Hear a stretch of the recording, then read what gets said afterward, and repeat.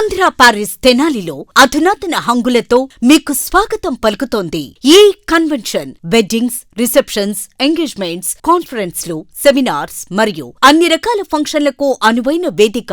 ఈ convention function hall AC, RTC bus stand out gate ఎదురు, Tenali. Cell number 7288856666.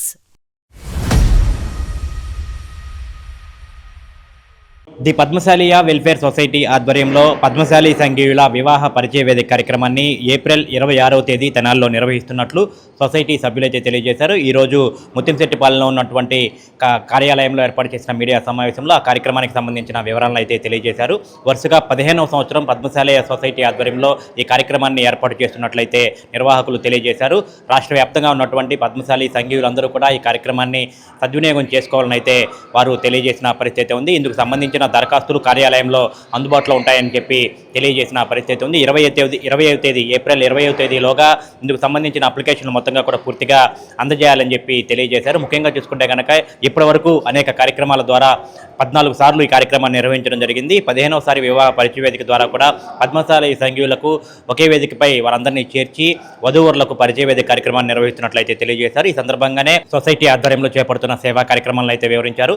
సంఘ అభివృద్ధికి సహకరిస్తున్న దాతలందరికైతే ప్రత్యేకంగా ధన్యవాదాలు తెలియజేశారు. ఈ వివాహ పరిచయ వేదిక కార్యక్రమాన్ని అందరూ జయప్రదం చేయాలని చెప్పి అందరూ సద్వినియోగం చేసుకోవాలని అయితే వారు సూచించారు. ఈ పద్మశాలి వివాహ పరిచయ వేదికల గురించి చెప్పాలంటే గతంలో ఈ 14 సంవత్సరాలు నిర్వహించినటువంటి వివాహ పరిచయ వేదికలో 3157 మంది వధూవరులు, వారి తల్లిదండ్రులు ఈ వివాహ పరిచయ వేదిక కార్యక్రమానికి విచ్చేయడం జరిగింది. మరి వివాహ పరిచయ వేదిక అనగానే ఏదో మామూలుగా వారందరినీ పిలిచి కూర్చోబెట్టి పంపించడమే కాకుండా ప్రతి ఒక్క వధూవరులని కూడా వేదికపైకి ఆహ్వానించి పరస్పరం వారందరినీ కూడా పరిచయం చేసి అదే రోజున ఆ వచ్చినటువంటి వధూవరులు తల్లిదండ్రులు అక్కడే కూర్చొని సంబంధాలు మాట్లాడుకున్న సందర్భాలను కూడా అనేకం ఉన్నాయి. ఈ కార్యక్రమంలోనే ఈ విచ్చేసినటువంటి బయోడేటాలు ఏవైతే ఉన్నాయో వధూవరుల ఫోటోలని, వాళ్ళ కుటుంబ వివరాలని, వాళ్ళ వృత్తి ఉద్యోగాలని ఒక బుక్లెట్ రూపంలో అందంగా ముద్రించి వచ్చిన ప్రతి ఒక్క వధూవరులకి ఆ పుస్తకాన్ని కూడా అందజేయడం జరుగుతుంది. ఆ పుస్తకం ద్వారా తరువాత వాళ్ళు ఫోన్ కాంటాక్ట్లో ఉండి అనేక సంబంధాలు కుదుర్చుకున్న విషయం కూడా మా నోటీస్కి వస్తూ ఉంటాయి.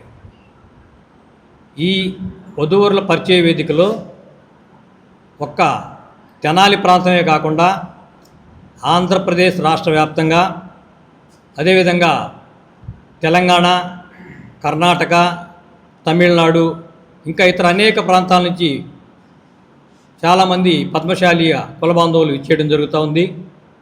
మరి వారందరూ కూడా చెప్తూ ఉంటారు, మేము వేదిక పైకి పిలిచి వాళ్ళతో ఇంటరాక్షన్ కార్యక్రమాన్ని లైవ్లో పెడతాం.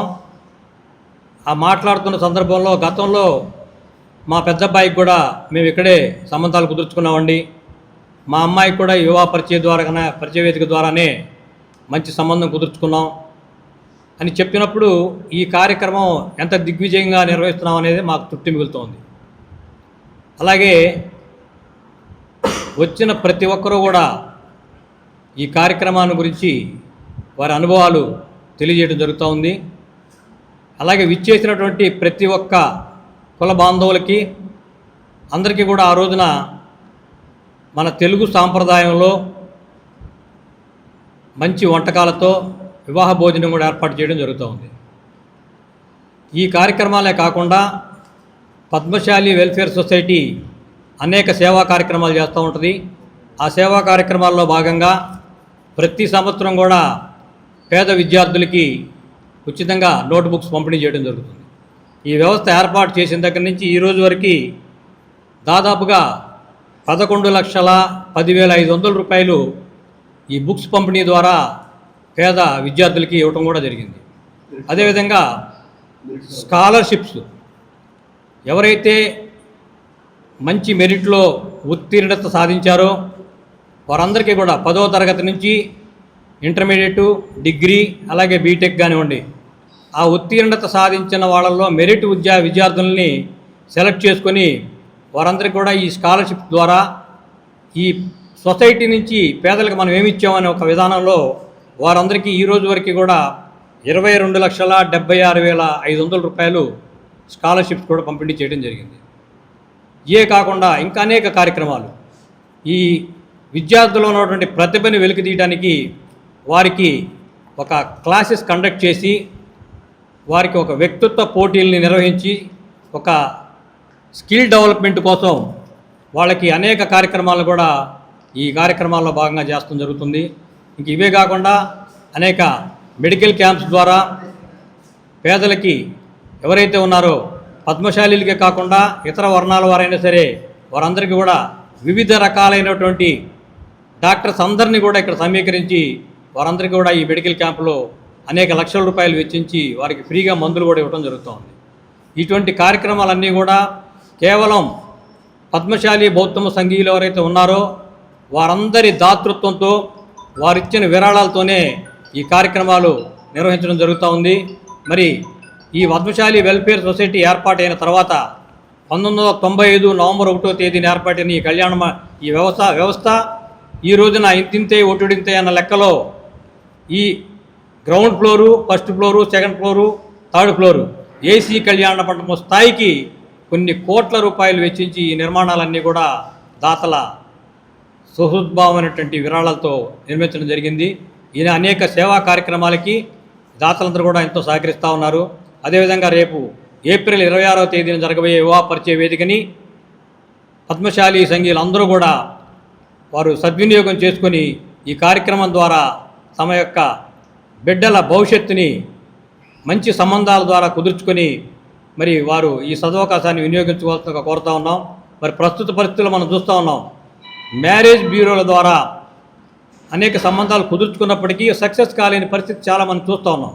అలా కాకుండా డైరెక్ట్ ఇంటరాక్షన్లో వధువు, వరుడు, వారి తల్లిదండ్రులు ఒకరినొకరు వారే పరిచయం చేసుకొని వారి యొక్క స్థితిగతులు తెలుసుకొని వారే స్వయంగా సంబంధాలు మాట్లాడుకునే వెసులుబాటుని ఈ 15వ వివాహ పరిచయ వేదిక ద్వారా రేపు ఏప్రిల్ 20వ తేదీన ఏర్పాటు చేయడం జరిగింది. కావున సంఘీయులందరూ కూడా పద్మశాలి సంఘీయులందరూ ఈ అవకాశాన్ని సద్వినియోగం చేసుకోవాల్సిందిగా మనవి చేస్తాం.